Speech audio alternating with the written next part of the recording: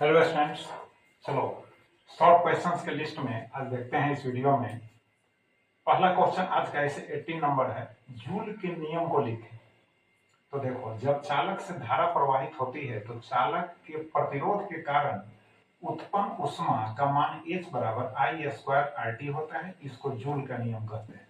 पहले भी हम बता चुके हैं, जब चालक से धारा प्रवाहित होगी तो धारा प्रवाह में अवरोध उत्पन्न होगा। बात समझ गया? अवरोध के कारण जो है विद्युत ऊर्जा उष्मा ऊर्जा में परिवर्तित हो जाता है। बात समझ गए? तो जो उष्मा ऊर्जा प्राप्त होता है उसका सूत्र है H बराबर I स्क्वायर RT। फिर IRT के बारे में बतलाने की जरूरत हमको नहीं है क्योंकि पहले बतला चुके हैं। अब इसी को जूल का नियम कहते हैं। नेक्स्ट प्रश्न है, प्रतिरोधों का श्रेणी क्रम एवं समांतर क्रम में समूहन में समतुल्य प्रतिरोध ज्ञात करें। तो देखो, श्रेणी क्रम यहाँ चित्र दिया हुआ है। यह बैटरी है यानी सेल है और यहाँ से धारा ऐसे प्रवाहित हो रही है। श्रेणी क्रम में देखो, धारा के मान में कोई परिवर्तन नहीं हो, एक ही रास्ता है, एक ही पथ है, तो धारा के मान में तो कोई परिवर्तन नहीं होगा। लेकिन देखो, इसके दोनों छोरों के बीच विभवांतर, यहाँ विभवांतर, यहाँ विभवांतर, इस तरह से अलग अलग होगा। एक कुछ खर्च करेगा, एक कुछ खर्च करेगा, तो यहाँ जो भी सप्लाई है ये बढ़ जाएगा। तो V बराबर क्या हो जाएगा? V1 प्लस V2 प्लस ओम हो जाएगा। ओम का नियम कहता है कि V बराबर I इंटू R होता है। तो यहाँ पर क्या लिख देंगे? LHS में V बराबर I इंटू RS लिखेंगे क्योंकि ये समतुल्य प्रतिरोध है या टोटल प्रतिरोध है। और यहाँ पर लिखेंगे हम RHS में, ये तो LHS में हो गया आपका I इंटू RS। RHS में आप V1 के जगह पर IR1, V2 के जगह पर IR2, इसी प्रकार से आगे बढ़ते जाएंगे। तो अब I कॉमन ले लेंगे तो इस I से कैंसिल हो जाएगा। तो LHS में मिलेगा RS is equal to RHS में क्या मिलेगा? R1 plus R2 plus so on। तो ये हो गया तुल्य प्रतिरोध हो गया, समतुल्य प्रतिरोध श्रेणी क्रम में। अब समानांतर में देखो, समानांतर क्रम का यहाँ चित्र दिया हुआ है। इसमें विभवांतर में बंटवारा नहीं होता है, इसमें धारा बंट जाती है। देखो, अलग अलग रास्ता में, अलग अलग पथ में अलग अलग धारा हो जाएगी। तो I बराबर हो जाएगा I1 प्लस I2 प्लस ओम। इसमें धारा का बंटवारा होता है। तो ओम के नियम से V बराबर फिर बतला रहा है I इंटू आर, तो I बराबर हो जाएगा V बटा R। तो LHS में हम क्या लिखेंगे? V बाई RP कर देंगे क्योंकि RP जो है समतुल्य प्रतिरोध होगा समानांतर क्रम में। यहाँ RHS में हम लिखेंगे V by R1 plus V by R2 plus ohm. अब यहाँ से क्या करेंगे? V कॉमन लेंगे तो इस V से कैंसिल हो जाएगा, तो मिलेगा हमको 1 by RP is equal to 1 by R1 plus 1 by R2 plus ohm. तो ये हो गया यानी समतुल्य प्रतिरोध के लिए सूत्र हो गया समांतर क्रम में। अब नेक्स्ट क्वेश्चन देखो, क्यूरी नियम क्या है या क्यूरी का नियम क्या है जैसे पूछे।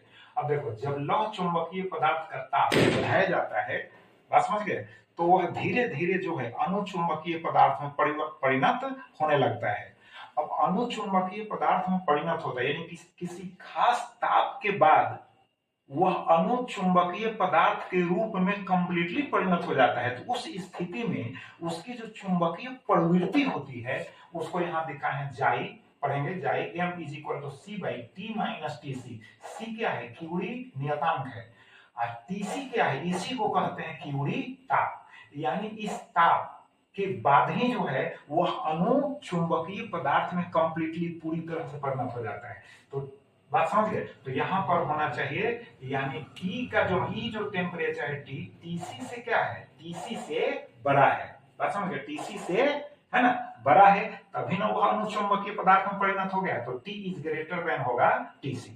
अब नेक्स्ट देखो, यहाँ पर बताए हैं लॉरेंज फोर्स क्या है यानी लॉरेंज बल क्या है। तो देखो, यदि किसी स्थान पर लिखा हुआ ऐसे समझ लो, किसी स्थान पर विद्युत क्षेत्र चुंबकीय क्षेत्र दोनों उपस्थित हो, तो उस स्थान पर अगर v वेग से कोई आवेश गतिशील हो, गतिमान हो, तो उस आवेश पर कुल जो बल होगा यानी चुंबकीय क्षेत्र के द्वारा तो लगाया ही जाएगा, विद्युत क्षेत्र के द्वारा भी लगाया जाएगा, तो कुल जो बल होगा उसी बल को कहते हैं लॉरेंज बल।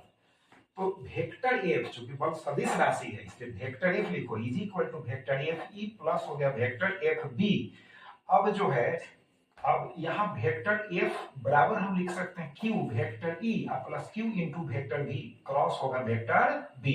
तो ये हो गया लॉरेंज बल का सूत्र हो गया। अब लास्ट क्वेश्चन है, इसमें लेंज का नियम क्या है? यह ऊर्जा संरक्षण सिद्धांत का पालन करता है कैसे? तो ऐसे हम लेंज का नियम केवल लिखे हैं, ऊर्जा संरक्षण के सिद्धांत का पालन करते हैं, हम समझा दे रहे हैं, तुम लिख लेना सुनकर। तो देखो लेंज का नियम कहता है कि जब देखो क्षण चुंबक एक बंद कुंडली के बीच अपेक्षित गति होती है तो बंद कुंडली में प्रेरित विद्युत वाहक बल उत्पन्न होता है, जिसका संबंध ऊर्जा से है, समझ लो, उत्पन्न होता है। तो प्रेरित विद्युत वाहक बल की दिशा ऐसी होती है, पहले भी हम बता चुके हैं, दिशा ऐसी होती है कि जिस जो इसको उत्पन्न करता है उसी कारण का, बात समझ गए, विरोध करती है। तो ये हो गया लेंज का नियम। ऊर्जा से कैसे संबंध है, यानी ऊर्जा संरक्षण के सिद्धांत से कैसे संबंध है, देखो जब क्षण चुंबक, फिर कह रहे हैं आप, बंद कुंडली के बीच अपेक्षित गति होती है तो बंद कुंडली में जो स्वतंत्र इलेक्ट्रॉन्स होते हैं उस गति का क्या करते हैं, विरोध करते हैं। यानी क्यों विरोध करते हैं, क्योंकि कुंडली से संबद्ध चुंबकीय फ्लक्स में परिवर्तन होता है, तो उस चुंबकीय फ्लक्स में परिवर्तन का विरोध करते हैं, बात समझ गए। तो विरोध में क्या होगा, यानी वहां पर जब विरोध होगा तो कार्य होगा, और जब कार्य होगा तो कार्य ऊर्जा में रूपांतरित हो जाएगा। इससे स्पष्ट है कि लेंज का नियम ऊर्जा संरक्षण के सिद्धांत का 100% पालन करता है। ऐसे भी तुम लिख सकते हो, इसमें जोड़ सकते हो कि हम जानते हैं कि ऊर्जा को ना उत्पन्न किया जा सकता है ना, है ना, नष्ट किया जा सकता है, यह वाक्य भी इसमें जोड़ सकते हो। तो चलो इसको अभ्यास करो, है ना, और फिर हम नेक्स्ट वीडियो में नेक्स्ट क्वेश्चन के साथ मिलेंगे। थैंक यू, धन्यवाद।